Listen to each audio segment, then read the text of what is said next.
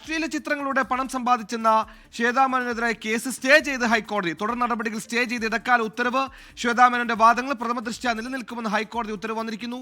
അഭിനന്ദ് കൊച്ചിൻ ചെയ്യുന്ന അഭിനന്ദ്, നമ്മൾ ഇന്നലെ മുതൽ ചർച്ച ചെയ്യുന്നതാണ്. ഒരു വല്ലാത്ത കേസായിരുന്നു. ഈ പറഞ്ഞ ഒരു ഇമ്മോറൽ ആക്ട് അടക്കം രേഖപ്പെടുത്തിയാണ് ഈ പറഞ്ഞ ശ്വേതാമേനോനെതിരെ കേസെടുത്തത്. ഇപ്പോൾ ഹൈക്കോടതി നിന്ന് ശ്വേതാമേനോന് ആശ്വാസകരമായ ഒരു ഉത്തരവ് വരുന്നു. കേസിന്റെ ഇടക്കാല ഉത്തരവിൽ പറയുന്നത് ഇനി തുടർ നടപടികൾ വേണ്ട എന്നാണ്. എന്താണ് വിശദാംശങ്ങൾ? ശ്വേതാമേനോൻ ഹർജിയിൽ പറഞ്ഞ കാര്യങ്ങൾ പ്രഥമ ദൃഷ്ട്യാ നിലനിൽക്കുമെന്ന ഒരു സുപ്രധാന നിരീക്ഷണം കൂടി ഹൈക്കോടതി നടത്തുന്നു. വിവരങ്ങൾ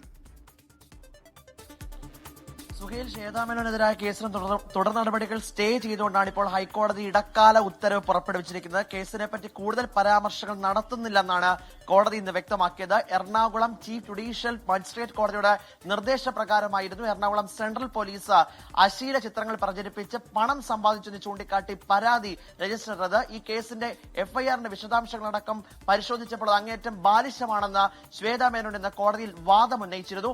അതിനകത്ത് ഇന്ന് കോടതി കൃത്യമായി നിരീക്ഷിച്ചു. ഈ എറണാകുളം ചീഫ് ജുഡീഷ്യൽ മജിസ്ട്രേറ്റ് കോടതി ഇത് കൃത്യമായി സെൻട്രൽ പോലീസിലേക്ക് കൈമാറിയ സമയത്ത് എന്തൊക്കെ നടപടികൾ സ്വീകരിച്ചു, ഇത് കേസ് രജിസ്റ്റർ ചെയ്യുന്ന അടക്കമുള്ള കാര്യത്തിലേക്ക് കടന്നപ്പോൾ എന്തൊക്കെയാണ് പോലീസ് സ്വീകരിച്ച നടപടികളെന്നും വ്യക്തമായ റിപ്പോർട്ട് സമർപ്പിക്കണമെന്നുമാണ് ഇപ്പോൾ ഹൈക്കോടതി. പ്രധാനപ്പെട്ട ആവശ്യം എഫ്ഐആർ സ്ക്വാഷ് ചെയ്യുക എന്നുള്ളതാണ്. അതിലേക്ക് അടക്കമുള്ള വാദങ്ങൾ തുടർ ദിവസങ്ങൾ ഉണ്ടാകുമോ? അത് സംബന്ധിച്ച് എന്തെങ്കിലും നിരീക്ഷണം ഇന്ന് കോടതി നടത്തിയിട്ടുണ്ടോ? ഇക്കാര്യത്തിൽ പ്രധാനമായിട്ട് തുടർ നടപടികളൊന്നും പാടില്ല എന്നുള്ള തീരുമാനത്തിലേക്കാണ് ഇപ്പോൾ ഹൈക്കോടതി എത്തിയിരിക്കുന്നത്. കാരണം പ്രധാനമായും ഉന്നയിച്ച വാദം അമ്മ പ്രസിഡന്റ് തെരഞ്ഞെടുപ്പുമായിട്ട് ബന്ധപ്പെട്ട് തനിക്കെതിരെ നടക്കുന്ന ഗൂഢമായ ശ്രമമാണെന്നും നേരത്തെ തന്നെ 25 വർഷം മുമ്പുള്ള ഒരു പരാതി പിന്നെയും കുത്തിപ്പൊക്കിക്കൊണ്ട് വരുന്നതിനകത്ത് ഒരു ഗൂഢശ്രമം നടന്നുവെന്നുമായിരുന്നു ഹൈക്കോടതിയിൽ ശ്വേതാമേനോൻ ഉന്നയിച്ച വാദം.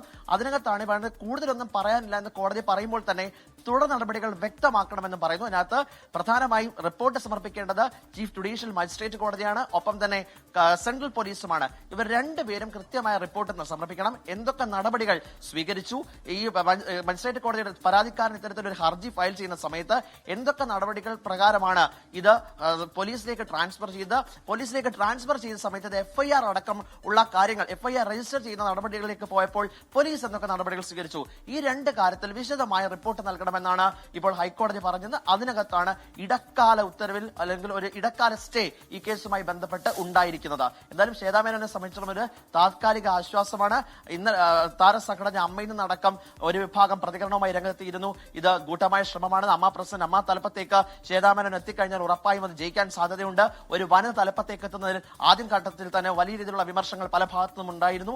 അതിന്റെയൊക്കെ അടിസ്ഥാനത്തിലുണ്ടായ കേസ് മാത്രമാണെന്നും പറഞ്ഞിരുന്നു. ആ പൊതുപ്രവർത്തകനെ കെട്ടിച്ചമച്ചിറക്കിയതാണെന്നും അങ്ങനെ ഒരു പൊതുപ്രവർത്തകർ ഇല്ല എന്നടക്കം താരസംഘടന ഒരു വിഭാഗം ചൂണ്ടിക്കാണിക്കുകയും ചെയ്തത്. അതിന് പിന്നാലെയാണ് ഈ കേസ് ഹൈക്കോടതിയെ സമീപിക്കുന്നത്. ഹൈക്കോടതിയെ സമീപിച്ചതിന് ശേഷവും ഒരു കാര്യത്തിലും പ്രതികരണത്തിന് തയ്യാറായിരുന്നില്ല ശ്വേതാമേനോൻ. അമ്മയുടെ തെരഞ്ഞെടുപ്പ് ഓഗസ്റ്റ് 10 നടക്കാനിരിക്കുകയാണ്. പെരുമാറ്റച്ചട്ടം നിലവിൽ വന്ന പശ്ചാത്തലത്തിൽ പ്രതികരണത്തിലില്ല എന്ന് പറഞ്ഞ ശ്വേതാമേനോൻ നേരിട്ട് ഹൈക്കോടതിയിൽ ഹർജി ഫയൽ ചെയ്തു. ആ ഹർജി ഇന്ന് ദ്രുതഗതിയിൽ തന്നെ അത് തീർപ്പാക്കണമെന്ന് ആവശ്യപ്പെടുകയും ചെയ്തു. അതിന് പിന്നാലെയാണ് ഇന്ന് ഉച്ചയ്ക്ക് 1:45 ഹൈക്കോടതി ഹർജി ഫയൽ സ്വീകരിക്കുകയും പ്രധാനമായും രണ്ട് കാര്യങ്ങളാണ് പറയുന്നത്. തുടർ നടപടികൾ വ്യക്തമാക്കണം, തുടർ നടപടികൾ ഒന്നും പാടില്ല, ഈ കേസുമായി ബന്ധപ്പെട്ട ഇനിയൊരു തുടർ നടപടികളും പാടില്ല എന്ന് പറയുമ്പോൾ എന്തൊക്കെ നടപടികളാണ് കോടതിയും പോലീസും സ്വീകരിച്ചതെന്നുള്ള വിശദമായ സമഗ്രമായ റിപ്പോർട്ട് സമർപ്പിക്കണമെന്നും ഇന്ന് ഹൈക്കോടതി ചൂണ്ടിക്കാട്ടി. അതോടുകൂടി ശ്വേതാമേനോന്റെ ഈ കേസുമായി ബന്ധപ്പെട്ട ഒരു താൽക്കാലിക ആശ്വാസം ഉണ്ടായിരിക്കുകയാണ്. വിചിത്രമായ പരാതിയായിരുന്നു. വിചിത്രമായ പരാതിയിൽ ഇപ്പോൾ അത് ഹൈക്കോടതിയുടെ നിർണായക ഇടപെടൽ അത് നടി ശ്വേതാമേനോനെ സംബന്ധിച്ചോളം അമ്മ പ്രസിഡന്റ് സ്ഥാനാർത്ഥിയെ സംബന്ധിച്ചോളം ഒരു വലിയ ആശ്വാസമായിരിക്കുകയാണ്. സുഹൈ.